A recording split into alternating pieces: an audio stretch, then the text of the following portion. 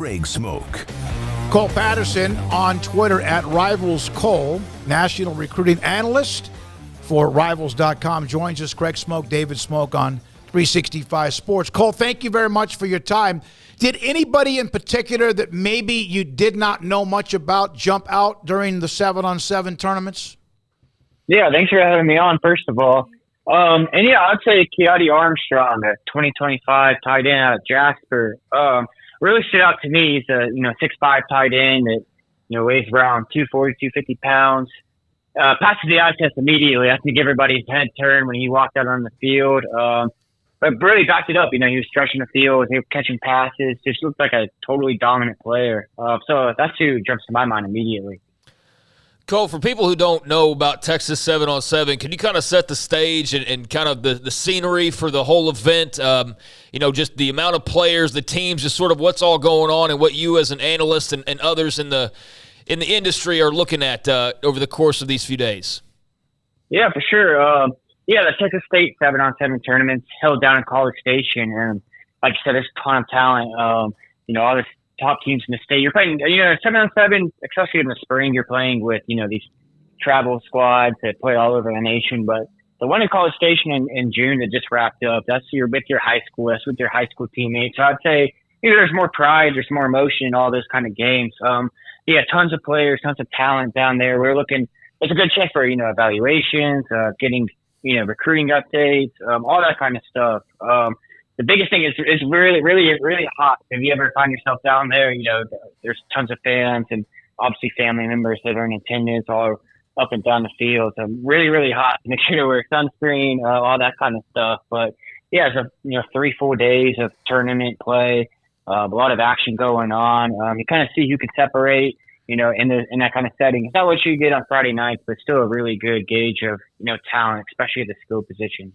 Cole, how much does maybe on a scale of 1 to 10, NIL even come up in your conversations with high school prospects, whether they have committed or are about to commit or will down the road? Yeah, it definitely happens a lot more. I wouldn't say a 10. It's probably around, maybe in that 6 to 8 range, maybe around a 7. It's a factor, but I don't think it's the biggest factor in these recruits. Obviously, NIL is probably a bigger factor for the more highly rated guys, the 5-star talents. Whereas, some other underrated guys maybe don't look into it as much. But yeah, it's definitely a factor. It's definitely something that these players are considering and, the schools are pitching as well.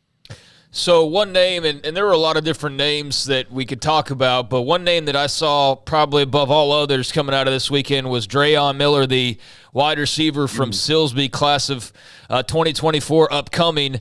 I know he's got all the big dogs chasing him, but how much bark does he have? He seems like, just a guy people were raving about coming out of this weekend, and previous to that as well, but it sounds like he turned some heads. Yeah, man. There's one game in particular that I got to see him play. I can't remember the opponent off the top of my head, but they had, obviously the other corner again lined up against them. They had a safety over the top, and they would kind of bring a linebacker to his side. Basically a triple team, just so he wanted to get open. And he still found ways to go up and get the football. Definitely lived up to the hype. I'd say it was either him or, wide receiver Micah Hudson from Lake Belton, probably the two best performers in my opinion. But Miller in particular definitely lived up to the hype. He went up the high point in the football and triple coverage. Just did everything you want. He, like you said, he definitely has some bark to him. Well, we've discussed Micah Hudson. He's 25 or 30 miles south of where we are in Waco in Central Texas, an amazing athlete. And, of course, there's this, buildup of Texas Tech, and he was going to visit Texas, and he decided not to. And then maybe that meant – so what are you feeling about how much – right now, if you were to say who has the edge between Texas and Texas Tech, because it seems like the smoke is that Texas Tech has a really solid chance with Micah Hudson. Yeah, first of all, like I said, great player. Definitely lived up to the hype and everything during the tournament. Everything I've been hearing from Micah's side of things, from college sources, everything like that points to him committing to Texas Tech. There's some thought he was going to commit on his official visit. There's some thought maybe before the 7-on-7 tournament kicked off. That obviously has not happened yet. Obviously, if you're a Tech, you want him committed. You want him publicly committed. Make that announcement sooner than later. But I don't think there's anything too much to worry about from their perspective. With that said, he did say that he is considering a fall visit during the season to Texas. He stopped by Texas A&M while he was in College Station for a quick little trip there. So there's definitely some competition, but I do think Texas Tech is in a good spot to get that commitment. You just want it to happen sooner rather than later if you're the Red Raiders. So what's the breakdown on Hudson's game, Cole? I mean, a lot of people have heard his name and maybe don't follow recruiting closely, but they've heard it enough now to be curious. What is it about him that makes him a five-star talent and coveted by every program across the country? He's just your well-rounded, prototypical wide receiver. He's not the biggest guy. He's about, 6'1", 6'2", maybe closer to 6'1" there. So not the tallest or biggest guy in the world, but he just finds ways to get open. He's a smooth wide receiver. He creates separation, very technically sound. He can go up and get the ball. He creates separation with ease. The guy that, if you're looking for an NFL comparison, just to, kind of wrap your head around how good he can be or the style of player he is, I always point to Garrett Wilson, another Central Texas guy. Same kind of game. Obviously, probably not as polished right now with Garrett being in the NFL and everything like that, but similar style. You see a lot of his games show up in Micah Hudson's game. Obviously, Texas wrapping up their weekend, and there'll be some, I guess you could say, fumes from that in a good way, but everybody's waiting. They did get Gibson, the running back, and they also got Kibble, but everyone's waiting on what's going to happen with Colin Simmons, and right here in our backyard, because of the lineage and the fact he's a great, great player, in Conley's Kobe Black. Yeah. All eyes are on Colin Simmons, defensive end out of Duncanville, as you mentioned. Pretty recently, earlier this month, he did kind of come out and say LSU and Texas are the two teams for him, at the top of his list. And it seems like all the momentum, all the smoke is coming out of that Texas visit, that the Longhorns, laid the red carpet. They made a huge impression on him and his family, which isn't unexpected. All these official visits typically go pretty well, but still, Colin is a guy that wants to play in the SEC. Texas obviously moving there next year. They're pitching him on staying home, playing in the SEC, kind of being their guy for this class. They had Arch Manning come in, headline the 23 class. Their pitch to him is be that guy for the 24 class. And that's something that's resonating with him. Kobe Black, as you mentioned, a DB out of Waco Connolly. Another guy, Texas has always been really high up on his list. A&M up there. He's got some connections to Oklahoma State, all that kind of stuff. But Texas is the team to beat as well. I do have future cast predictions for Kobe Black to Texas. Collins obviously generating some hype there as well. Two guys Texas is really hoping to get in the class. Again, sooner or later, you want these guys in the boat before the season, if at all possible. And it sounds like they did the right things there in both of those recruitments. So, of course, this is a showcase for skill guys, and the quarterbacks in particular get a lot of shine. So who are some guys, and maybe not even the obvious candidates, who are just some guys that stood out to you from the quarterback position over the weekend?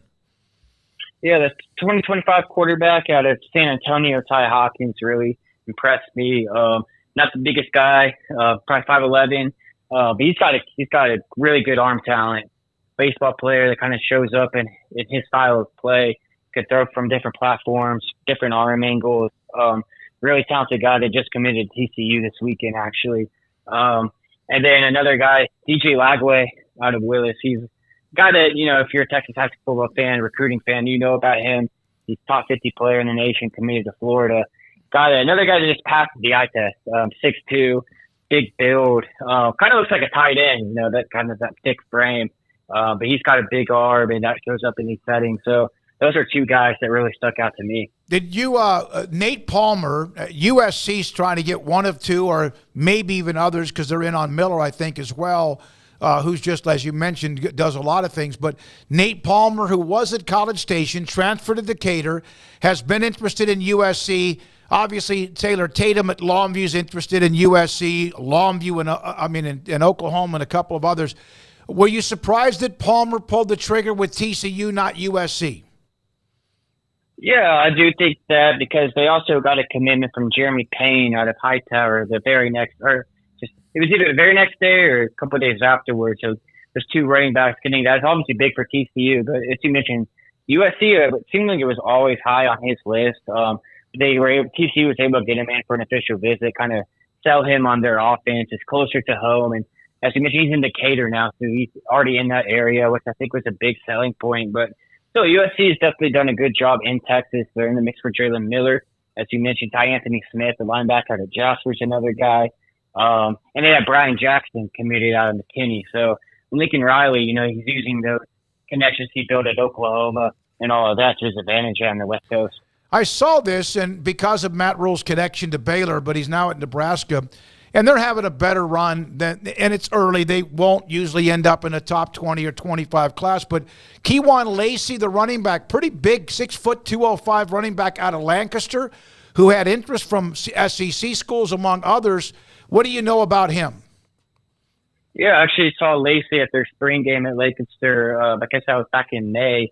As you mentioned, big dude, big running back, but they had him lined up at wide receiver on the outside, and he had this one particular catch against Corian Gibson, a highly rated defensive back in that spring game. So it kind of showed off his receiving ability that, he's kind of an all-around back rather than one-dimensional between the tackles. So big for Matt Rule to get that kind of talent up into Nebraska. And they're doing a really good job. I know back down in Waco, y'all are very familiar with him and his recruiting prowess in the state of Texas. He's doing a good job in the state of Texas and Nebraska. He hired Garrett McGuire, Joey McGuire's son, on staff. He kind of led the charge for Lacey. They're in the mix for Ernest Campbell, the speedster that runs a 10-2 100-meter. So they're definitely they're definitely making Texas a point of emphasis. Both are about the same size. Jarrett Gibson from Bradenton, Florida, IMG, and Christian Clark. Texas had Bijan come out of Arizona. They've done well in that state. What's the difference between Gibson and Clark, in your opinion, at running back that they picked up in the last 4 or 5 days? I think they do complement each other really well. Gibson's the guy that's been on, recruiting radars for a while now. He's at IMG Academy. He's a player that the Sharp Choice really zeroed in on. They were in the mix for Taylor Tatum early on. Brian Jackson on McKinney has him high up on his list, but Gibson was the guy that the Sharp Choice really, really wanted in his class, and they were able to pull him out of Florida. Second year in a row they've gone into Florida and pulled the number one running back out of that state when they got Cedric Baxter last year. I think he's the guy that, can be used in more pass down situations, things like that. Whereas, Christian Clark, not a big back by any means. They're about the same size, but not the bruiser, but he's a guy that can complement him on, first and second downs, can be used in, quick run game. But they're going to use them both. Texas has done a good job. They've done pretty good job with multiple running back sets with Roshan Johnson, B.J. Robinson last year. I'm sure we'll see a lot of that with Cedric Baxter and, all the guys they have in that running back room. So I think it's just choice, just stacking up at that position. Baylor right now with just 9 commitments. They did pick up a commitment over the weekend in the offensive lineman from Evangel, Dave Aranda and company, putting that together. Right now, the gem of the class is Jaden Porter, the phenomenal wide receiver out of Lorena. But they also picked up Chris Wokema out of the Arlington area. Your thoughts about Wokema, and also did you get to see Porter? Was he at the 7-on-7 with Lorena? Yeah, I didn't get a good chance at him this year, but I do remember last year, the same 7-on-7 tournament. Porter was one of the standouts. The guy that goes up and gives the football. That's the thing I remember seeing about Porter, is the guy that, it doesn't matter if he was, in individual coverage, if there's a guy, safety over the top. He was going to go up and get the football. I think that's why Baylor prioritized him into getting him in that class. And Wilkins, a DB I've gotten really familiar with up here in the DFW, had a good program here in the Arlington area. A guy that I think is pretty versatile in the defensive backfield. He can come in and play the run in the box. He can drop back in coverage. He can roam around the secondary. A really underrated guy, I think, for Baylor, especially in that Dave Aranda defense, who puts so much pressure on those DBs to make plays. I think he could definitely take advantage of that in Waco. All right, Cole, last question. Which of the 4 incoming Big 12 schools, Cincinnati, which is in that very fertile area of Ohio, UCF, which could probably just stay in their own backyard at Florida with all the talent there, Houston, which we know the city of Houston is probably the best city for overall recruiting in Texas, and then Brigham Young. Which of those 4 schools do you think benefits the most recruiting-wise entering the Big 12? That's a great question. So, like you said, they all have different selling points. Cincinnati, obviously playing the college football playoff. UCF, good talent area with Gus Malzahn running the show there. I would say Houston, though. Maybe that's part of the Texas bias coming out, but they're really taking advantage on the recruiting trail. They were able to get a couple of 4-star receivers last year. And Jonah Wilson, they flipped from Texas. Matthew Golden, as a guy that Big 12 schools, SEC schools were after. And then this recently, they literally, as soon as I got back from the College Station, they flipped Maurice Williams, a 4-star safety out of Shadow Creek from LSU. So they're rolling right now. I think they're using that Big 12 pitch to their advantage. They're like, hey, we're going to be in a power conference. You can stay home, play in a major city like Houston. So that's where I would lean. But definitely going to see an uptick in recruiting for all 4 schools, in my opinion. All right, last thing. Michael Uni, the offensive lineman from Copper's Cove, he's in the same district. We do high school games with that Central Texas district. It's down to Alabama, Georgia, and Michigan. Is that right? I don't know if he could go wrong with any of those 3. Any thoughts about what he might do? Yeah, he was actually a guy I went down and saw last year at Copper's Cove.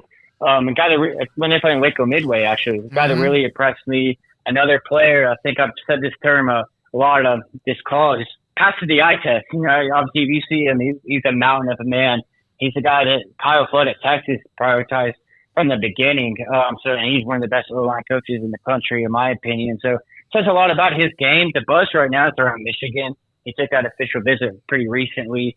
The Wolverines are doing a really good job actually recruiting Texas at O-line. They got Blake Frazier out of Austin already committed. Bennett Warren's a guy that they're really high on as well.